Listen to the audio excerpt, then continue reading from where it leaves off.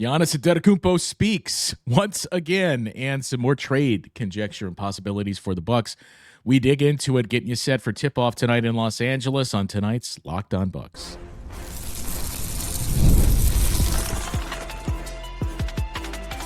You are Locked On Bucks, your daily Milwaukee Bucks podcast, part of the Locked On Podcast Network, your team every day.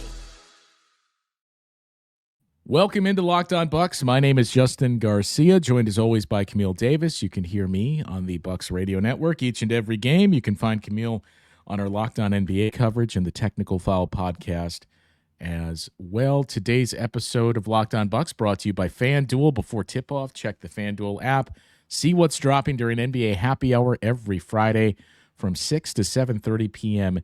Eastern Time. And as always, thanks to everybody that's helped make the Locked On Podcast Network the #1 sports podcasting network in the industry. Did I say on tonight's Locked On Bucks? Like just yeah, well, today, whenever it is you choose to listen to it. Look, I'm gonna put the disclaimer out there, Camille. I know there is a large portion, or at least a portion of the audience and fan base that is just done with this part and wants no more of it. We aren't going to dwell on it. We're not going to spend too much time on it.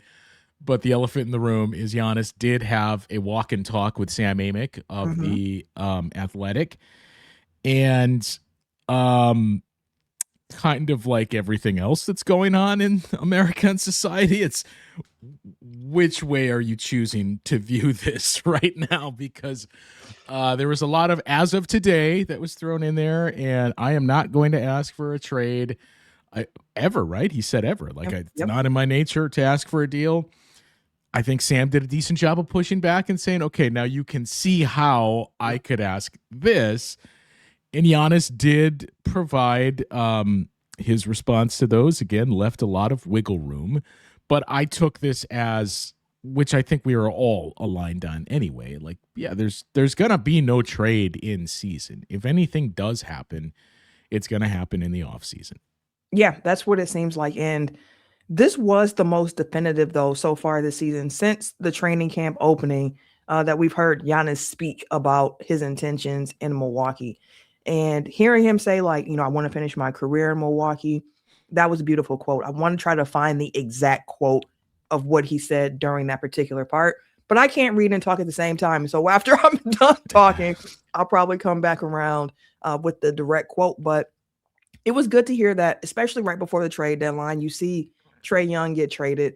And then very shortly thereafter, this article comes out with Giannis saying, like, hey, I'm not going anywhere.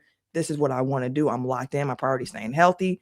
And it was, okay, cool. Now, the real test of all of this, of course, will be come summertime. Does he actually sign the extension indicating, like, yes, right, I'm putting pen to paper. I want to be here going forward. That's the real question for me now. But at least for now, it calms the waters a bit.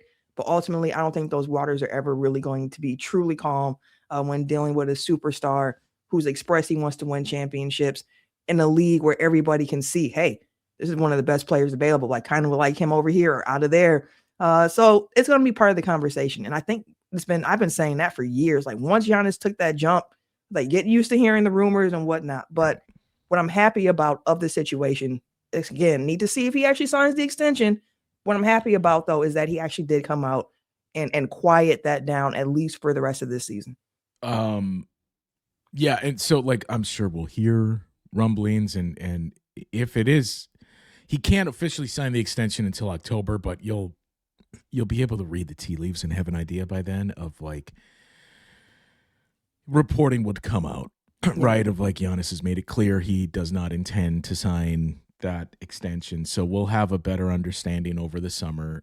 Sam Amick asked him, are you willing and comfortable to say I'm not going anywhere right now? And he said, I'm not. I'm not going anywhere. I am invested in this team. I want to turn this team around. I want to play good basketball. I want to be healthy. I want to help my teammates. I want to win games. The last 6 games we've played, we're 4-2, and we have a lot of games in front of us. I'm locked the F in. I'm locked in. My priority is just staying healthy, and that's what prompted the as of today. And Sam Amick pushed back. Am I to hear you correctly that it doesn't matter what happens between now and February 5th, that you have already decided you're not asking for a trade. And we got the as of today. And a lot of, the hypotheticals are not hypotheticals, but a lot of, if Mariah, this is the second time this happened, of like, hang on, why do you have to pull bring me up into this right now with some of these scenarios of like, well, you know what they say with your significant other, as of today, we love each other, but things could change. So, yes, we got a lot of the, look, nothing's happening this year. I plan on being here through the end of the season. He added to your point, my plan is to be here for the rest of my career. If they don't want me, and Sam Amick cut him off and said, okay, but you're the one in charge, let's be real, to which Giannis said, I am not in charge, I'm an employee. And I think there's truth to both sides of that. As we saw last year, Luka Doncic was traded. Anyone can be traded. Giannis also has some say. And not only that, the difference is Giannis has a lot more, not a lot, unanimous fans and supporters within the organization than Luka Doncic did.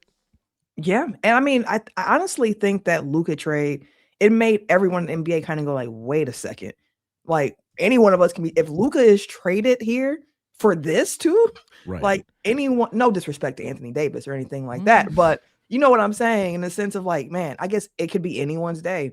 That quote that you said, my plan is to be here for the rest of my career. If they don't want me though, ... And like you said, I understand both sides of that particular response, because to a degree, like I said, the Luka trade happened. They could change their mind. The flip side to that is we've heard about the player empowerment era for years now. Like LeBron is someone who really did help to usher in a different phase of what that looked like for players picking where they go, the super team, so on and so forth. So like, we know players do have some control, especially once you're a star. So actually, let me say it like this. Star players have. Some players have, Yeah. This level of control of being able to dictate where they go. Giannis would fall into that camp, but it seems as if everything is everything, at least for the rest of this season, which made the ending of the interview with Sam Amick the most interesting part to me personally, with him asking about the team itself, of like, well, how do you feel about like the team? And he kind of apparently paused a little bit and was kind of like, well, we're still kind of working. We're trying to figure things out, so on and so forth. And that part of it made me go like, okay, what does the trade deadline look like for this team going forward? Because if Giannis is indicating like, yeah, I'm here, we don't know what the backstage conversations have been like between him and John Horst, so on and so forth. It's like, okay. When he was asked if his team could figure out, he said, that's a different conversation. And that's when I was like, what will this trade deadline look like for the Bucks?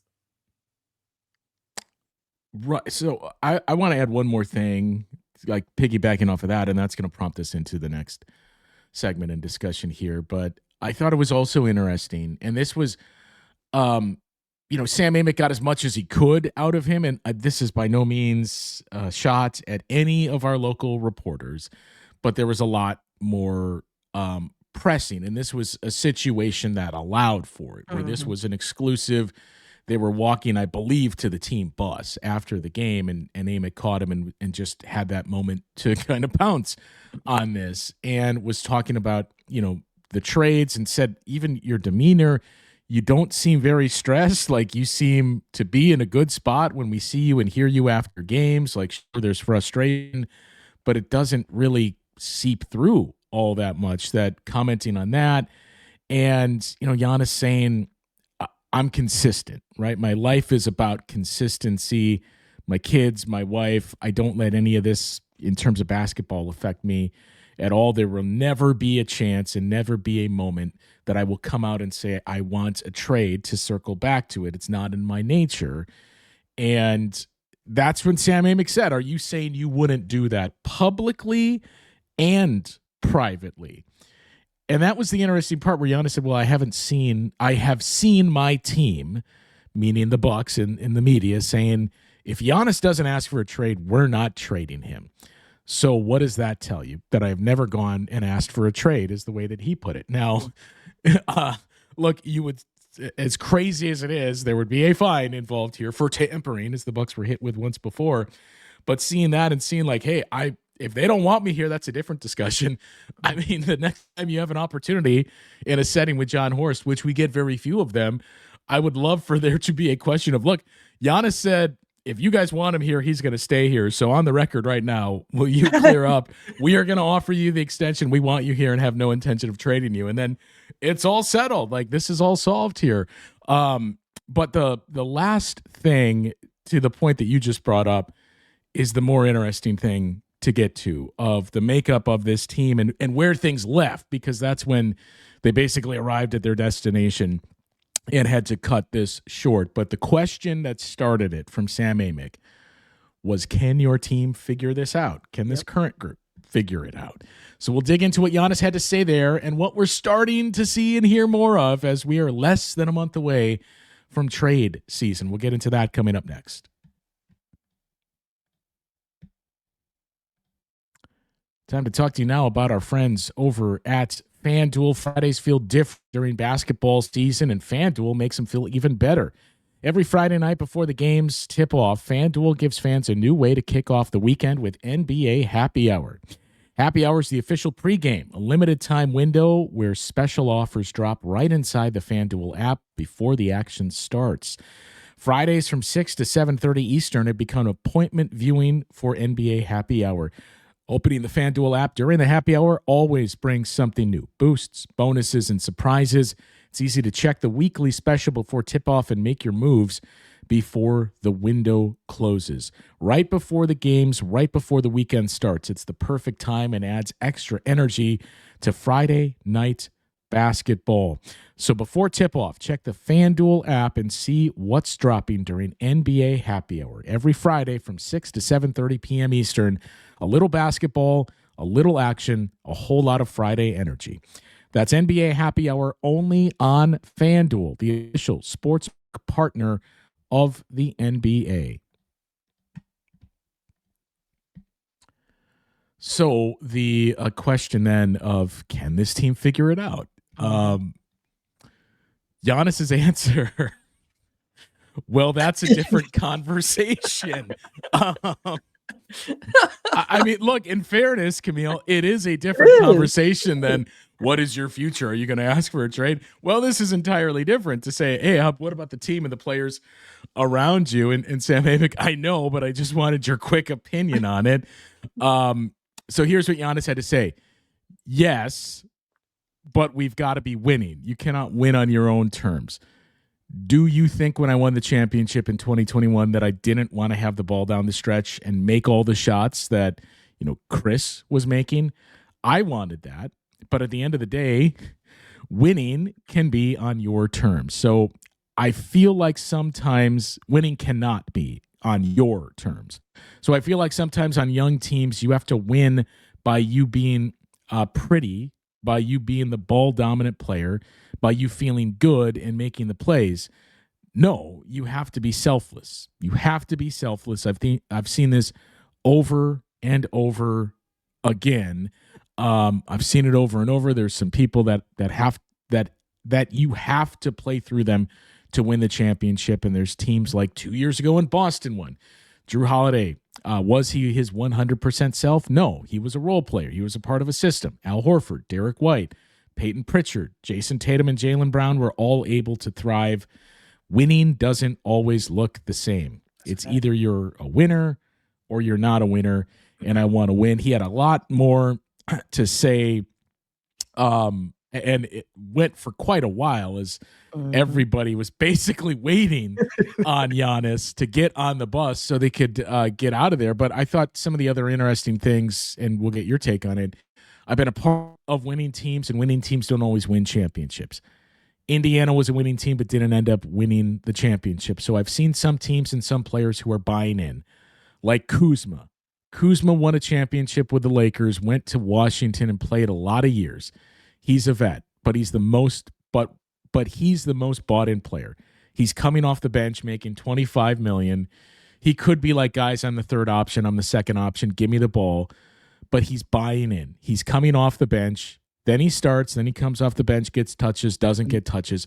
That's what winning looks like. So I found all of that to be the most fascinating part, even more so than what we started the show with and Same. what a lot of people are tired of, because you could sense a little frustration of young teams. There's going to be growing pains, and there's going to be some, no, guys, like, we need to give ourselves up for the good of the team. And I think if you read between the lines, there was an implication we're not necessarily seeing that 100% of the time. The last part, though, we have talked about that quite a bit this season and had some optimism that that was going to be the case this upcoming season. There is no denying Kyle Kuzma has 100% accepted and bought into his role, and he has been a good player for the Bucks this season. And Giannis has acknowledged that and called that out, which felt like not only praise for Kyle Kuzma, but also a model to others of just pay attention to this guy and like do what this guy's doing. If you do that, we will be better off and we'll start to piece together this consistency and win. But it makes it even more fascinating when we start to pivot to trade discussions, because Kyle Kuzma remains a name that comes up quite a bit. Mm-hmm. Yeah, and in large part too is the contract that Kyle Kuzma is playing on. So the numbers just help. It's very useful contract to put into those. It's one of basically 3 contracts that they have to trade, and one of them I would think we would all say, wow, what happened there? If he were to be included, and that is Miles Turner, who you just signed in the offseason. Agreed. And the third, of course, is Bobby Portis there. But for the Kuzma part of it, I 100% agree with what Giannis was talking about. We've discussed it on this show as well, of just like Kuzma has really bought in to what the Bucks have asked him to do this season. He's changed his shot diet. He's playing the style that the Bucks want to. Even more interestingly, some of the comments that Kyle Kuzma has made himself post-game, during just training practices, so on throughout the season, have been so interesting to me, because he made mention of the fact himself, I think recently, of like, hey, we kind of have to have some, like, we got to grow up a little bit, like mentally, like you have to kind of grow up a little bit at this point of understanding what's expected of you, playing a certain way, so on and so forth. And he was adamant about that. And hearing him talk, I was like, oh yeah, this dude is a champion. Like he is a champion. He understands of what it takes here to get to that ultimate goal. And people might laugh and crack and make the jokes because of the Kyle Kuzma Washington experience and him being able to kind of just do what he wants, and then what labels have come to him from that because of his play during that stint in Washington when he's the number 1 guy. But he has shown in Milwaukee that he is willing to do whatever it takes to win for the betterment of the team. And going forward, he is one of those vets on this team who has kind of helped pushing that narrative, it seems like, alongside Giannis. So I love that Kuz got his flowers there. But there have been those comments just throughout the season of like, hey, we got to grow up here. We got to make sure we're mentally ready. We got to be unselfish. And people are going to, of course, guess who the comments are about on the team. But I think ultimately it's like the spirit of the team itself, where every individual part isn't necessarily working to that shared goal of selfless basketball, trying to make sure the team comes out on top. And I don't think that it's done out of malicious intent either from the other guys. I think everyone wants to win. So sometimes guys press, and it's like, I'm just trying to figure out a way to win this game and make an impact on the game. But ultimately what needs to happen again is that team style of ball that has been brought here for the system.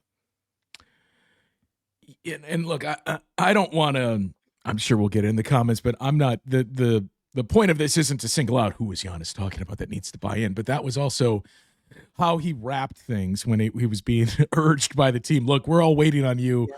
Let's go. His final point was, I think we have to buy in more. Winning won't always look the same way we want it to look. Maybe one day I have 20 points, 8 rebounds, 12 assists, 12 points the next, but then maybe another night he has to do, or this guy has to do more things. Winning doesn't always look the same. So that final note of we have to buy in more, he clearly has people in mind. I think we would all have people in mind in watching the nearly 40 games of this season. But that to me was the stronger message in all of this with Sam Amick, and that, look, I'm here and I'm here through the end of the year and we'll figure it out after there. But like, we have got to be more locked in as a group, and we have to function a little bit differently and play more selfless and be bought in here, because we still have a chance if we can piece together consistent play. And look, it's not the preferred way to get there, but even if what this team has started to do now, of all right, just consistently win out 2 out of 3 games, you're not going to have a long win. You're not going to have a win streak period. But if you win 2 of your next 3 from here on out, all right, you've made up the difference, and you're probably out of the play-in tournament if that's the case. But still some road in front of them. But to Giannis's point, it's not going to consistently improve until you can clearly see and feel that this team is entirely on the same page and they're all bought in. There was one interesting trade, because look, between now and February 5th, you're just going to see proposed trades. And I suppose the good news is we're going to see less and less, and eventually none, of Bucks send Giannis to this team and receive this. So it's going to be looking at how can the Bucks improve this team. I know that in itself is an entirely different conversation because of people's feelings on what's the true ceiling of this team. But there was another interesting one that popped up on ESPN, and it does check a lot of boxes. Is the cost too high if the Bucks were to do something like this? We'll get into that and some other interesting on-off and net rating numbers that have popped up here coming up after this on Locked On Bucks. Well, this episode is sponsored by BetterHelp. As we roll into the new year, there's a lot of pressure to chase a new you, but sometimes it isn't about reinventing yourself. It's about feeling a little less weighed down. Therapy can help you understand what's been holding you back by giving you an outside perspective on your emotions, motivations, and relationships. And that's why BetterHelp can be such a helpful place to start. Their therapists are fully licensed in the U.S. and work under a strict code of conduct. They help match you with a therapist based on your needs and preferences, so you're not doing all of that legwork on your own. And if the match isn't the right fit, you can switch to another therapist from their tailored recommendations at any time. BetterHelp has served over 5 million people with more than 30,000 therapists, and live sessions average a 4.9 out of 5 rating across more than 1.7 million client views. BetterHelp makes it easy to get matched online with a qualified therapist. Sign up and get 10% off at betterhelp.com/lockedonnba. That's BetterHelp, HELP.com/lockedonnba. So ESPN has been doing this quite frequently, and they've gone through and made updates now that we've seen one domino fall in the Trae Young trade. And did we address that at all? Have we talked since then? No, we haven't talked since then, no. I mean, it was just, I think it was probably a good trade for both teams. Yeah. I can understand why Washington would do it. Same. It was just the wow. So that's, I mean, look, say what you will about the clear flaws that he had. And I think the tougher part for Trae Young is we have moved into an era in this league where offense is so prevalent that when he first entered, you knew the floor of what your offense was going to be with Trae Young. He was a definite floor raiser there and one of the better offensive players in the league in that regard. But we've quickly reached a point where every team, we got a good offense. We don't necessarily need you to boost it. We need help defensively, or we need two-way players. And that we're just Trae Young-sized players that it's become even more difficult to just be sustainable. So that was one of the bigger things he was ultimately up against, having neither of us know any of the validity to all of the rumblings and rumors that have come out of whether or not his teammates like playing with him. I think that was the bigger thing. And that was the wow, yeah, we're well aware of that, but wow, still the Trae Young era and the splash that he made, and you go back to 2021 and what the future looked like for that team, that it ends like this, where he's traded for Corey Kispert's contract and an expiring contract with no draft compensation. And I think the other piece to it, outside of how the game has changed a bit since Trae's been in the league, is that since he's been injured, it has taken away some of his quickness in that first step. Yes. So his ability to create his own shot isn't the exact same as it was when he first entered the league. He's just a little bit slower, which is also part of why I really did like the Washington fit for him, go down here, be a table setter. Help get these guys organized, help organize this offense, initiate, and get these guys buckets. Like seeing what he did with Clint Capella in Atlanta, I'm like, well, I think that pairing of him and Alex Sarr is actually going to be who's already taken a pretty big step, and now you get a point guard that can help you out even more. Yeah, exactly. Like the fit makes sense to me. And I was saying, I think I mentioned on the solo pod after the Warriors game of like, this could even be a situation where it's more like Brandon Ingram going to Toronto, where it's like Trae might not play that much for the rest of this year because Washington is still keeping an eye on lottery positioning and trying to get the draft picks. But at least now he's in the building. He can start getting familiarity with the players, with the system, what they're trying to accomplish. And then next year, they can go ahead and see what this team looks like fully put together. Now, I'm not saying he doesn't play at all like Brandon Ingram, who didn't play a minute with Toronto after trade, but it might not be as frequent this season as it will be the next. And really quickly, so that draft capital thing, the Wizards have a top 8 protected pick. If they fall outside of that, they owe it to the New York Knicks. So as long as they finish in the bottom 4 in the standings, they are guaranteed to keep that pick because you can only slide 4 spots down. Even if they finish with the 5th worst record, there's still a really good chance they're going to keep it, but it's going to be, I mean, this is the other part the league needs to address then, is we talked about the ability to protect picks, but also the Raptors did it last year. And granted, there was a legitimate injury. I don't know that the timeline was your season is over, but they rested Brandon Ingram in part to tank for a good draft pick. They ended up getting Colin Murray Boyles and not what they anticipated. But the Wizards, if they were to do the same, and Trae Young did just return, but then was put on the injury reports basically to be traded and held out of the game. So if we reach a point where, let's say he doesn't even play at all, because there's rumblings of that, like how are we not taking action here of like, come on, guys, we need to get rid of this whole tanking for draft protection.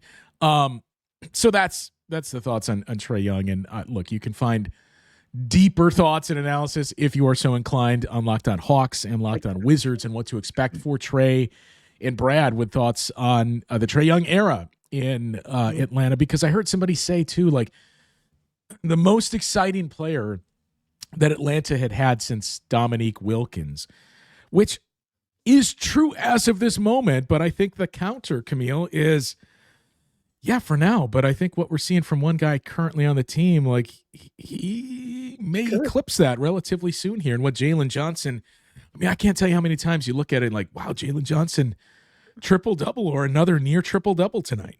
Yeah, I think the thing with Trae, with the excitement pact of it too, is like the personality that goes along with Trae. Like him rolling dice on the Knicks logo during it, like, come on, like that's a different level right there. Like that's some cold-blooded stuff after the playoff series that they had with the Knicks and the history there. Like that's the piece of it too for Trae, where I'm like, I can definitely get why Hawks fans are like, he's been one of the most exciting players since Dominique that we've had here, because not only with the shot selection and the celebration afterwards when he actually hits those big clutch shots, but the personality with it. Like he likes to troll a little bit. Like he's going to give you some excitement in other ways outside of just the in between the lines piece of it. So I get it. The Trae Young era in Atlanta had some definite peaks and some lows, but I think this is a move that was best for both franchises, because I do think Jalen Johnson is ready to kind of be built around and carry that team going forward. Okay, let's wrap this with what we were talking about before in trade season. So Giannis's point of that's a different conversation, and we're looking for guys that are going to be bought in here. The latest of, hey, let's create deals that make sense for all parties involved and project these on ESPN. The most recent one, including the Bucks, it's difficult in one sense because it involves the name that we just mentioned and how much Giannis praised him and how much we have all said, like, this guy's proven to be a pretty valuable bench piece to you and just kind of a role player that's fitting his needs here, or your team's needs, in Kyle Kuzma. But I think it's unavoidable at this point. Like the biggest one of the biggest, not the one of the biggest flaws on this current team is the wing, right? That they have no size. We wanted to get to AJ Green discourse here. I don't think we'll have time to get into it, but a lot of knocks on AJ Green are he's being played out of position. And I think that's ultimately what's hampering him the most. You're asking him to defend threes. And I get the league is gone smaller and positionless basketball, so it isn't as relevant. Yeah, but that is more front court versus wing. Like, you're playing with more guys that are around small forward size, basically. Not just, we're going to play with three guys that are essentially smaller two guards. Yeah, like we're that's what we're doing. So AJ, take on this guy. That's a lot of what he's been up against. So it'd be great to find a small forward. And as much as we praised Kyle Kuzma in the starting lineup, like in a pinch, fine, but that's not your long-term goal for clear limitations offensively with he and Giannis. The guy that's out there right now on the market clearly that I think would check all of those boxes for the Bucks is Michael Porter Jr. And, you look at MPJ and look, again, it's clear what the flaws are. Like, health was one of those red flags with the back, but ironically, and it was said at the time too, that trade, if you go back to the summer of Cam Johnson for Michael Porter Jr., well, you do realize Michael Porter Jr. has been more available than Cam Johnson throughout most of his career, and now all of a sudden this season, Cam Johnson goes down for an extended period of time, and Michael Porter Jr. is heating it up. But defense is the big thing of like, well, you're going to have a lot of problems defensively, and none of us are going to deny that. But this team with Giannis off the floor continues to be an abject disaster. The numbers have gotten better. We mentioned on one of the more recent shows, or maybe I just said it on the radio postgame show, he has now passed Nikola Jokic as the number one driver in net rating and wins shares, and that the Bucks are plus over 20 net rating points better with Giannis on the floor than off. That has moved past Jokic. They're playing at a 44 wins higher pace with him on the floor. That has also moved past Jokic, who is plus 40 in that regard. So for a team that is where they are in the standings, that shows you like, wow, that is it's really bad when he's off. So who can help save those non-Giannis minutes? A Chris Middleton type. And there's still a chance maybe you could get Chris Middleton on a buyout, right? But I think the guy that checks some of those Chris Middleton boxes is Michael Porter Jr. Maybe not maybe. Definitely not as much in the playmaking sense. Chris Middleton in his prime, certainly a better defender than Michael Porter Jr. But Michael Porter Jr., a better shot maker and a three-point shooter. He is elite. And you look at Brooklyn so far this season, it's like the Kyle Kuzma on steroids discussion here, where he went from playing a role on a winning team to a bad team where it's just go eat, man, go get your shots. And he has really taken it to the extreme. The Brooklyn Nets have a negative 6.4 net rating so far this season. When Michael Porter Jr. has been on the floor, it's flat. Now, defense, not great, but it shows you how good he has been offensively. And if you could add Michael Porter Jr., who is definitely going to be available, into the mix and have a front court of Miles Turner, Giannis, Michael Porter Jr., and then Ryan Rollins or Kevin Porter Jr., one of the two is coming off the bench, and your backcourt is one of those guys and AJ Green, that roster, that starting five makes a whole lot more sense. And you have another point guard coming off the bench. You have a guy like Gary Trent Jr. and Bobby Portis coming off the bench as well, where guys start to slot into their roles. So what would the cost be? This projected trade, and I have a feeling we're going to see a ton of Michael Porter Jr. projected trades to the Bucks and other teams in these next 4 weeks here. But this is a 3-team deal that they put together that involves the Bucks, the Nets, and the Detroit Pistons, where the Pistons would get Cole Anthony and cash, I'm presuming, from the Nets. The Bucks get Michael Porter Jr., and the Nets get Taurean Prince, who's on a 1+1, Kyle Kuzma, and the Bucks 2031 first-round pick. So I think, would you, number one, like the answer is yes, right? Would you make a swap? Like, take the salaries out of it and just say Kyle Kuzma for Michael Porter Jr.? Yes. And the part that surprised me a little bit is the pause before the yes.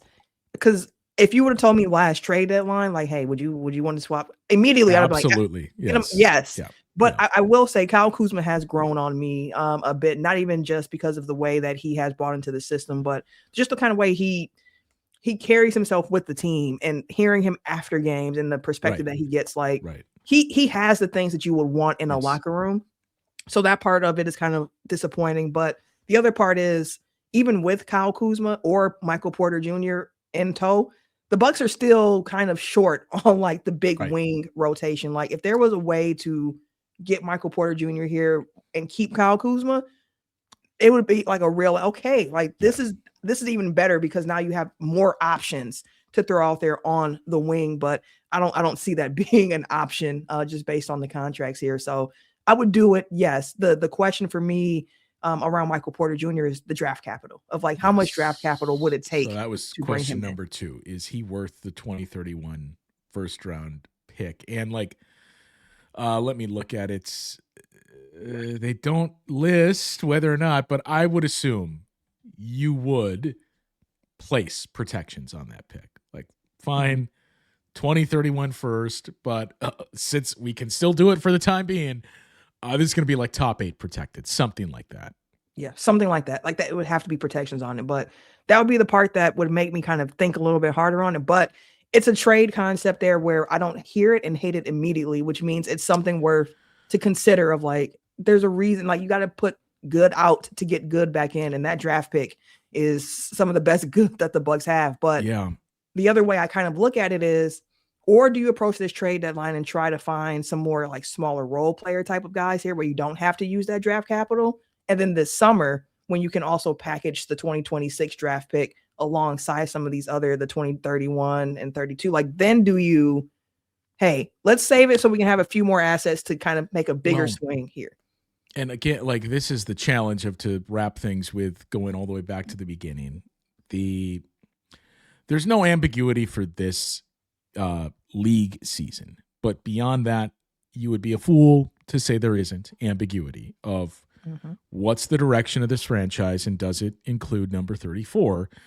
That's where it's complicated, because yes, on draft night you could trade 3 picks, including the 2026 first rounder, but you may also have a really good 2026 first rounder, and part of it would be, well, look, we do need to find guys that are bought in.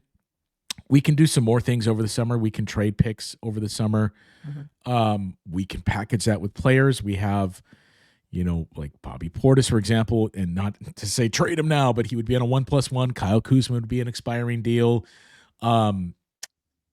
You could start to look at those things and also say, look, the reality is we have a chance that we could have a top 8, top 6 pick, even with the pick swap, because of how poorly New Orleans continues to function so far this season. So is it worth trading, or is it worth saying, well, no, if this draft is as good as it is and we fall short of our goals and just we get into post, all-star break and we're still 11th and a game or 2 behind, like at that point, do we say, look, I know it's disappointing to you, Giannis, but this is best for all of us and for you to be a part of this next season. If we can get this guy, that can help us now, because look around the league, guys are helping immediately, like VJ Edgecombe and what that has done for the 76ers and all these young players. So we think we can get that injection, and we also have some other things that we can, that 2031, we could potentially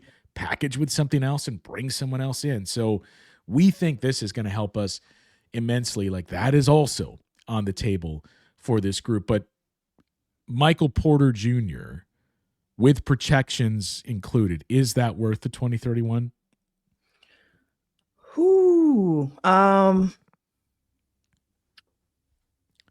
I could talk myself into it being that, but my initial gut reaction if you have to talk, initial gut reaction is I don't think I want to do it for Michael Porter Jr., although he's helpful. But again, if it was something that was done, I could talk myself into it. This is probably why I'm not a GM. I think my approach would be more of like, I'm trying to kind of see what's going on this summer. Like I really want to try to be able to package as much together as possible to try to get, if not one, multiple impact players for the squad. Because I think some of the pieces on this team are good. Yeah. Which is why I think you do hear in the locker room too of guys saying like we're closer to figuring it out than we are to, falling apart. Because there are some really good pieces on this roster.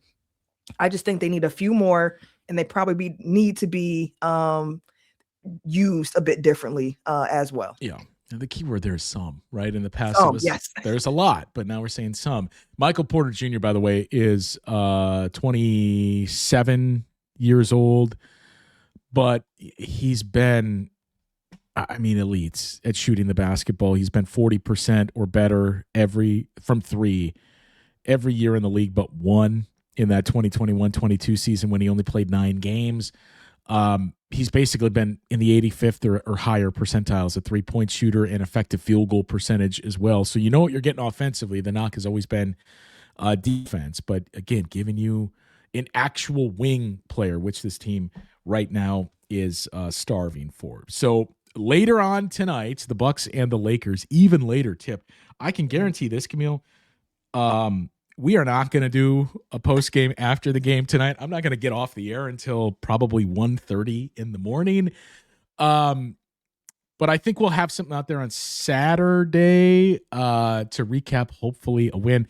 I guarantee if it's a win, we will definitely have something that's out there. And then we'll see where the trip goes Sunday night in Denver against the Nuggets, against a frisky team that is now, 3-2 since Jokic went down. We may have all done a bad job of there's no Jokic and there's no size. Yeah, so this is a very, very, very gettable game. No, 3-2 and beating good teams. They just beat the Boston Celtics their last time out there. So that wraps up the road trip. And then back at home for the Timberwolves, where this schedule, man, those 2 games, the Timberwolves next Tuesday, then you go to San Antonio for our first look at Wemby next Thursday. Then you get some off time where it's Friday, Saturday, Sunday, 3 days off before they go to Atlanta to face the New Look Hawks on Martin Luther King Jr. Day. We're way ahead of ourselves, but that is a noon tip? Yeah, it's an early tip. We will not do a radio, Bucks Radio Network will, but the local post game that I do, we will not be doing that day.